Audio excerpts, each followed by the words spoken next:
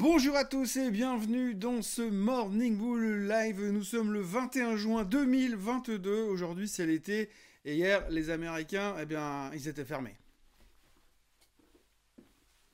Alors oui, bien sûr, comme d'habitude, lorsque les Américains sont fermés, c'est toujours un petit peu bizarre en Europe, bien sûr, donc ça vaudrait peut-être même pas la peine d'en parler, mais je vais quand même trouver plein de trucs à dire ce matin, comme d'habitude, parce qu'il y a toujours des trucs à dire dans le monde merveilleux de la finance. Alors tout d'abord, on va commencer par ce qui s'est passé en Europe, c'est-à-dire les marchés étaient relativement en hausse hier.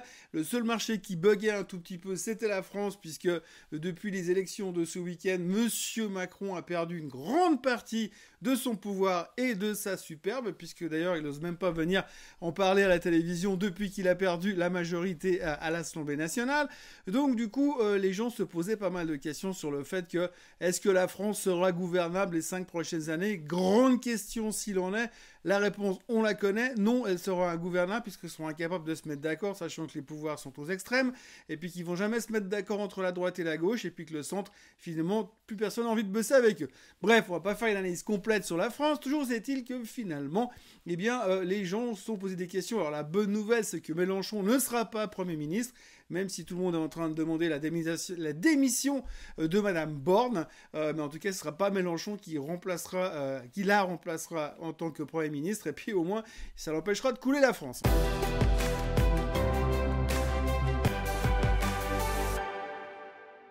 Pour le reste, que dire des marchés financiers? On a pris une espèce de pause puisque les Américains n'étaient pas là hier. Alors il faudra noter que pas grand-chose ne s'est produit. Le pétrole est remonté un tout petit peu sur les 110, mais on a toujours cette crainte de la récession qui arrive. Alors c'est vrai qu'aujourd'hui, la grande question qu'on peut se poser, c'est quid de cette foutue récession? Aujourd'hui, on sait que récession, quand on lit un petit peu les médias du matin, quand on lit les experts en finance, on retient une chose, c'est qu'il y a quand même peu de chances qu'on y échappe. Alors ce qui est assez intéressant, c'est qu'hier, il y a Monsieur Bollard qui a parlé, Monsieur Bollard qui est membre de la Fed, et qui a quand même laissé entendre que selon lui, qui est quand même le gars le plus haut quiche qu'on peut trouver sur la planète, lui, il a quand même dit que malgré tout, il fallait quand même pas trop peindre le diable sur la muraille, et qu'il y avait des possibilités que finalement l'inflation soit combattue par des hausses des taux, par des hausses de taux comme le fait la Fed aujourd'hui, mais qu'en même temps, il y avait relativement des chances quand même que finalement l'économie continue à croître. Alors pour lui, il y a encore des perspectives de croissance économique, mais quand on regarde les experts à Wall Street, eux, quand ils ont commencé à jouer aux osselets et puis à lire dans les abats d'agneaux, finalement, ils se sont rendus compte qu'il y avait quand même pas mal de chances qu'il y ait une récession ces prochains temps. Alors aujourd'hui, les chiffres, on parle de 45-55% de gens qui sont convaincus qu'on va avoir une récession. Nomura a publié un papier hier en disant que c'était clair et net qu'avant la fin de l'année, on y était. Il y a plein de gourous qui passent à la télé en ce moment pour dire qu'on va pas y échapper, que les marchés vont aller plus bas, que la fin du monde approche, etc., etc. On connaît l'histoire. Ce qu'il faut retenir quand même, c'est que de toute façon, aujourd'hui, comme tout le monde vient en même temps, vaut mieux avoir tort tous ensemble que raison tout seul. Donc pour l'instant, tout le monde est en train de dire attention, ça va mal se finir, attention aux récessions, il y aura. Alors on n'en sait rien. On n'en sait rien. Et aujourd'hui, finalement, ce qui est intéressant pour nous en tant qu'investisseurs, c'est quand même de se demander qu'est-ce que je fais aujourd'hui? Parce que là, le marché, il s'est fait planter. On sait plus ou moins où on est dans le cycle de l'investissement. On est juste quelque part entre la panique et quelque part cette zone de désespoir. Pas de désespoir, mais de découragement finalement. Et à partir de ce découragement, on pourra commencer à dire c'est peut-être un peu la zone où il faut commencer à racheter. Quand on regarde un petit peu la perception des marchés, on a quand même beaucoup l'impression qu'il y a des gens qui se sont pris des claques monumentales, mais qui continuent à dire non, moi maintenant je fais du long terme, j'attends que ça remonte. Il faut que ces gens-là capitulent encore une fois pour terminer en fait cette baisse. Et quelque part, c'est de trouver où est le niveau, à quel niveau on aura pricé cette récession. Alors pour estimer à combien elle va être pricée, vous avez tous les goûts qui sont dans la nature, mais globalement, c'est quelque part entre 3000 et 3400 sur le S&P 500. Quand on sera dans cette zone-là, on pourra commencer à dire que quelque part, on a déjà pricé le pire.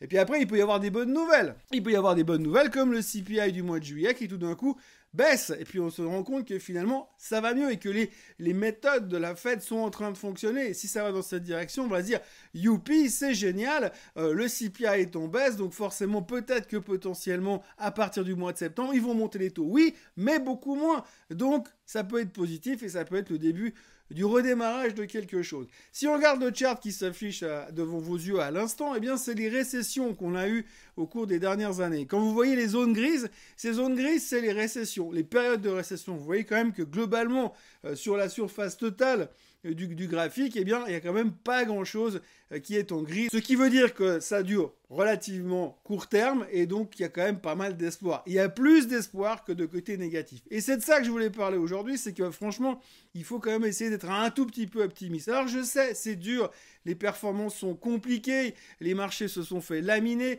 on n'a pas fini de baisser probablement, mais aujourd'hui la bonne nouvelle c'est que quand on regarde les graphiques, si vous regardez le S&P 500 ici, vous regardez tout en bas, vous regardez les stochastiques sont clairement survendus. Le Nasdaq c'est pareil, stochastique hyper survendu. Ça laisse supposer qu'à très court terme on pourra avoir un rebond. Ça ne veut pas dire que c'est terminé, ça ne veut pas dire qu'on a fait les plus bas et que maintenant on va repartir. Mais on a commencé à purger les choses. On commence à voir un petit peu plus clair et à se dire que finalement, récession, oui, il pourrait y avoir, mais en fait, c'est pas la fin du monde. Il faudra juste utiliser cette zone de récession pour commencer à se dire peut-être que ça va aller mieux. Il faut savoir aussi que finalement, quand la Fed vient commencer à dire maintenant, je vais arrêter de monter les taux ou je vais légèrement baisser les taux parce que l'économie va mal et que l'inflation a commencé à baisser, à ce moment-là, ce sera probablement les zones de bottom où on pourra commencer à se dire c'est bon, on peut commencer à revenir et à envisager un investissement sur le plus long terme. On va bien évidemment jamais choper les plus bas, ça n'arrive pas. Alors oui, on l'entend souvent des gens qui disent oui, moi j'ai vendu au plus haut, oui, moi j'ai racheté au plus bas. Bon, en général, c'est des menteurs, mais c'est comme ça que ça fonctionne. Il y a toujours des gens qui sont obligés de faire les malins pour dire c'est arrivé. Donc on n'achètera pas au plus bas, mais on peut quand même commencer à essayer de penser un petit peu plus de manière plus optimiste pour voir un petit peu plus loin. Alors je dis pas qu'il faut acheter aujourd'hui, je dis pas qu'il faut vendre votre grand-mère pour commencer à réinvestir maintenant tout de suite dans les marchés, mais je dis simplement qu'on arrive quand même quelque part dans une zone où on peut commencer à se dire que ça va s'arrêter. Il y a une grande question qui continue à se poser sur les marchés, c'est les résultats trimestriels. Les résultats trimestriels qui vont commencer à sortir début juillet, au tout début des vacances de juillet. Donc là, les gens ont très très peur que finalement il y ait une grosse déception. Je pense quand même qu'il y a beaucoup de choses qui ont été pricées. On l'a vu d'ailleurs dans les effets profit warning qu'on a eu ces derniers temps, puisqu'on a eu le cas de Microsoft, de Target, qui finalement ont fait des profit warning, mais n'ont pas baissé.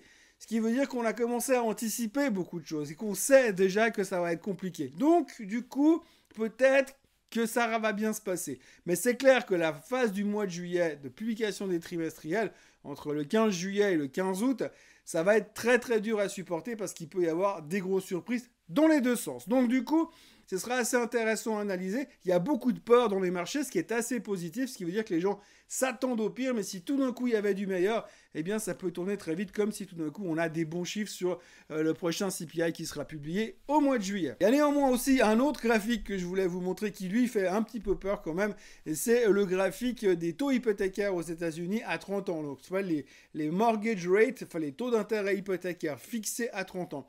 Aux États-Unis, il est assez courant de prendre une hypothèque pour 30 ans.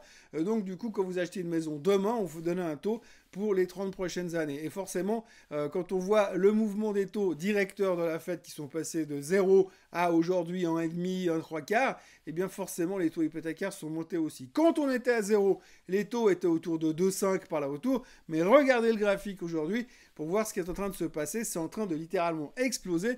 Imaginez si aujourd'hui votre emprunt hypothécaire passe de 2 à 6, forcément ça va faire un tout petit peu bizarre à la fin du mois, surtout selon la taille de l'hypothèque, bien sûr. Donc pas mal de doutes là aussi, il y a de plus en plus d'articles. J'avais dit que j'en parlerais plus, mais je suis quand même obligé de le replacer parce que le jour où ça va commencer à tomber, je pourrais dire oui, mais je l'avais dit.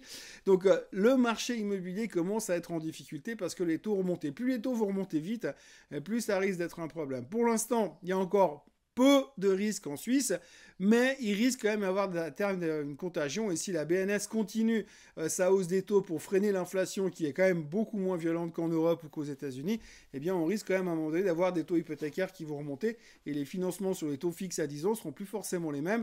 Et donc forcément, ceci expliquant cela, moins d'acheteurs. Si les vendeurs veulent vendre, bah, moins d'acheteurs, les prix baissent. Et vous connaissez la suite du mouvement. Alors ça ne veut pas dire qu'on va avoir une crise immobilière et un effondrement immobilier, mais ça veut quand même dire qu'aujourd'hui on est un petit peu dans la phase finale de cette correction d'une euphorie qu'on a vécue ces dernières années, qui ont été induites par de l'argent facile et des taux à zéro et des injections de liquidités massives de la part des gouvernements et des banques centrales.